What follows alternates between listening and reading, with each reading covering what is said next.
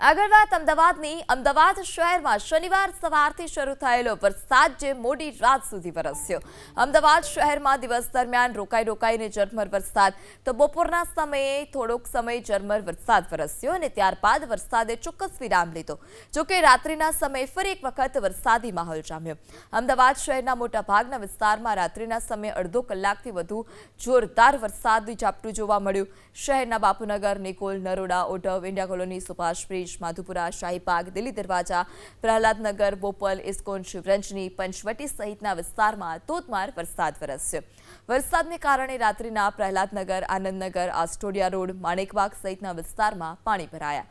જોકે સવાર પડતા જ મોટાભાગના વિસ્તારમાં પાણી ઓસરી પણ ગયા હતા।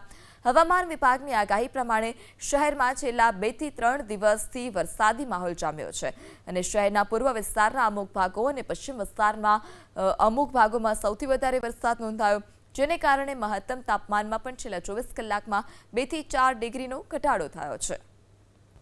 ત્યારે અમદાવાદના આ દ્રશ્યો કે જ્યાં પૂર્વ અને પશ્ચિમ વિસ્તારમાં ગઈકાલ રાત્રે ધોધમાર વરસાદ અને ધોધમાર વરસાદને પગલે નીચાણવાળા જે વિસ્તાર છે ત્યાં જળ સૈલાબ જોવા મળ્યું। ઘૂંટણસમાં પાણી ભરાઈ જતા સુચારુ વ્યવસ્થા માટે રસ્તા પર ટ્રાફિક નિયંત્રણ માટે પણ લોકો જોવા મળ્યા હતા। લોકો ન ફસાઈ જાય તે માટે પણ કામગીરી કરવામાં આવી હતી।